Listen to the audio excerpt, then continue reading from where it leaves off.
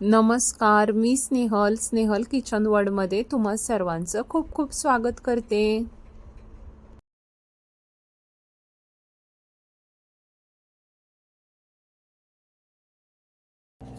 नमस्कार, मी स्नेहल किचन वर्ल्डमध्ये तुम्हा सर्वांचं खूप खूप स्वागत करते। नमस्कार यूट्यूब फॅमिली, कसे आहात तुम्ही सर्व? आशा करते की तुम्ही सर्व स्वस्थ आणि मस्त असणार आहात।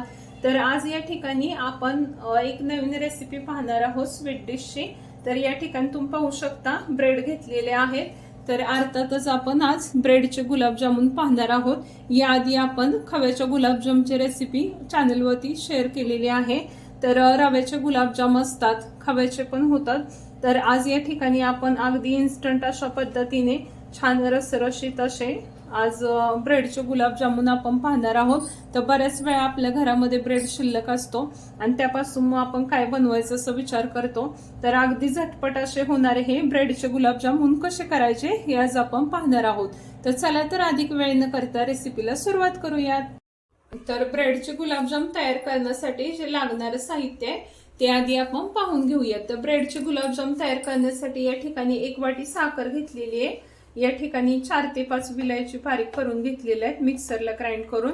या ठिकाणी 5 ते 6 केशर काड्या त्या घेतलेल्या आहेत आणि या ठिकाणी एक अर्धी वाटी दूध मी घेतलेले आणि 10 ते 12 आहेत ब्रेडचे स्लाइस घेतलेले आहेत। आता या ठिकाणी आपण सर्वप्रथम एक पातेलं घेतलेलं आहे। आधी आपण पाक तयार करून घेणार आहोत गुलाबजामसाठी। तर या ठिकाणी 1 वाटी साखर घेतलेली आहे। गॅस अजून चालू केलेली नाही मी।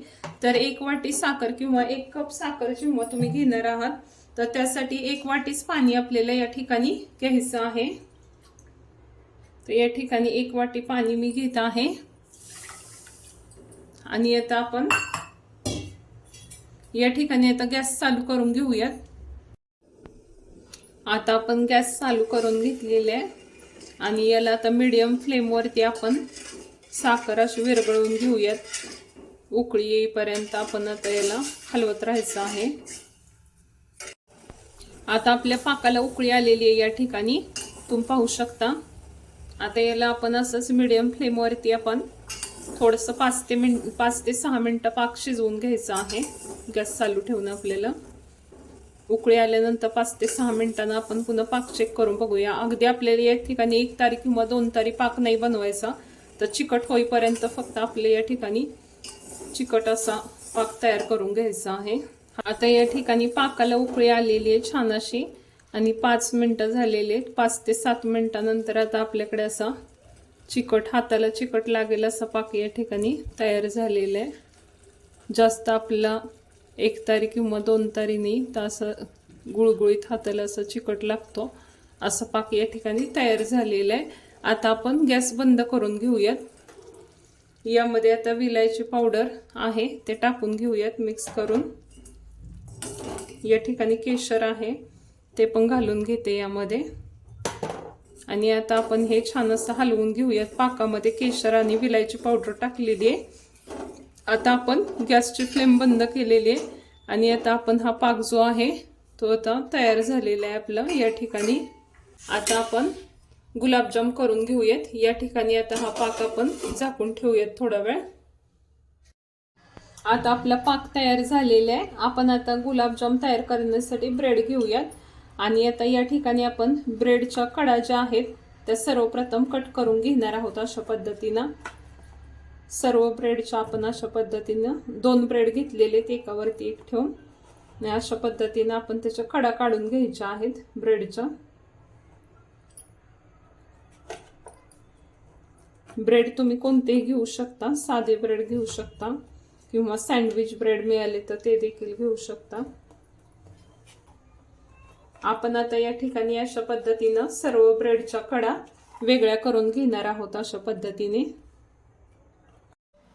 आता या ठिकाणी आपण ब्रेडच्या कडा अशा पद्धतीने काढून घेतलेल्या आहेत आणि आता आपण हे जे ब्रेड आहेत त्याचा अशा पद्धतीने हाताने तुकडे करून घेऊयात किंवा मिक्सरला देखील तुम्ही फिरवून घेऊ शकता।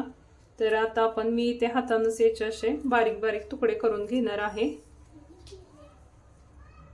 आता या ठिकाणी आपण ब्रेडचा सुरा करून घेतलेला आहे अशा पद्धतीने आता आपण हे मळून घेणार आहोत. तर इथे आता दूध घेतलेले, तर दूध घालून घेऊयात यामध्ये 3 ते 4 चमचे. आणि आता आपण याला मळून घेऊयात.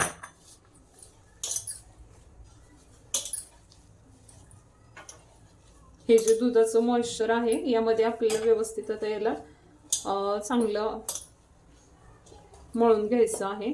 यामध्ये व्यवस्थित सॉफ्ट होईपर्यंत आपल्याला हे मळायचं आहे.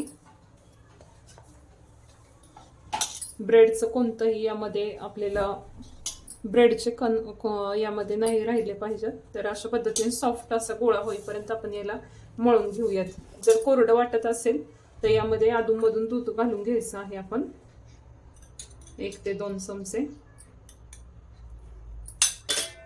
आपण लागेल असं दूध घालून यामध्ये असं पद्धतीने याला बाइंडिंग करून मळून घेत आहोत. आता या ठिकाणी आपलं मिश्रण मळून झालेलं आहे अशा पद्धतीने. आता आपण यावरती 10 मिनिटं याला झाकण ठेवून असंच मुरून देऊयात. आता या ठिकाणी 10 मिनिटं झालेली आहेत आणि 10 मिनिटानंतर आपलं जे गुलाबजामचं जे मिश्रण आहे तर ते छान भिजलेलं आहे. आता आपण याला थोडंसं तेल लावून अर्धा मिनिटं आपण याला मळून घेणार आहोत तेलाचा हात लावून. याच्या आधी आपण याला 1 ते 1.5 मिनिटं चांगलं मळून घेतलं होतं, भिजत ठेवलं होतं.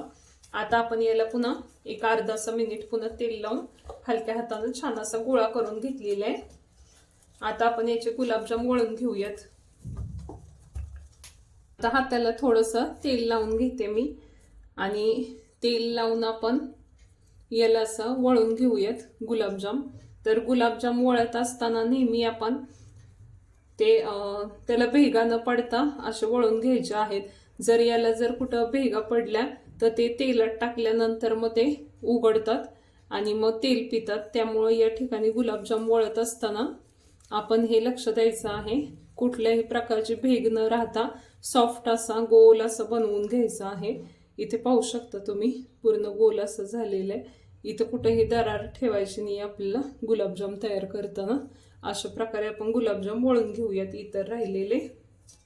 अशा पद्धतीने आता आपले सर्व गुलाबजाम इथे वळून तयार झालेले आहेत. तर एवढ्या आपल्या जे मिश्रण आहे 10 ते 12 ब्रेडचे स्लाइस घेतले होते त्यामध्ये 15 ते 16 गुलाबजाम यामध्ये आरामात झालेले आहेत. आता हे सर्व गुलाबजाम आपण आता तळून घेऊयात. तर या ठिकाणी आता कढई ठेवलेली आहे तापायला, तुम्ही पाहू शकता. आता तेल घालून घेतलेलं आहे कढईमध्ये आणि आता आपण हे तळून घेऊयात.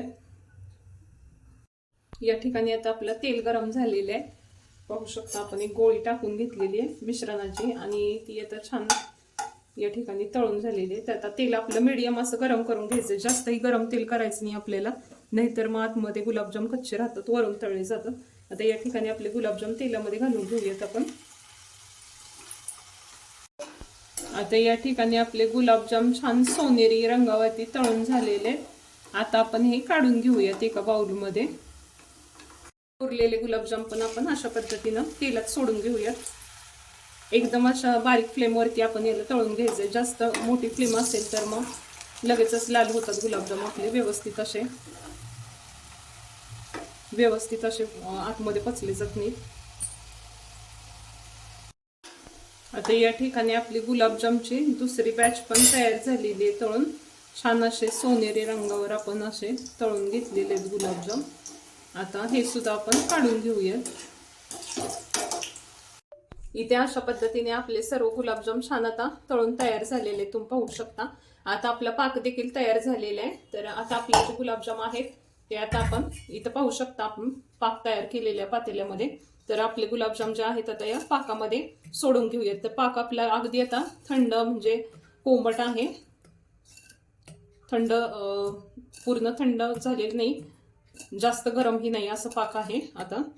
तर या ठिकाणी सर्व गुलाबजाम पाकामध्ये मी सोडून घेतलेले आहेत किंवा घालून घेतलेले आहेत आणि याला आपण असं हलवून घेऊयात आता छान असं. आणि याला आता अर्धा तास आपण गुलाबजाम असे थोडे मुरून देऊयात पाकामध्ये, म्हणजे छान फुगतील. तर अर्धा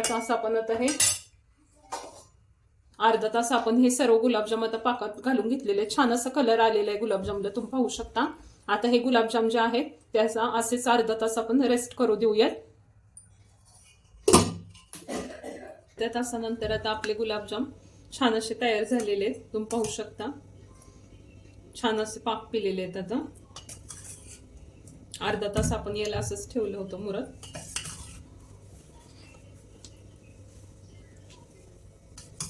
आता या ठिकाणी आपण बघूयात गुलाबजाम पाक पिले आहेत का.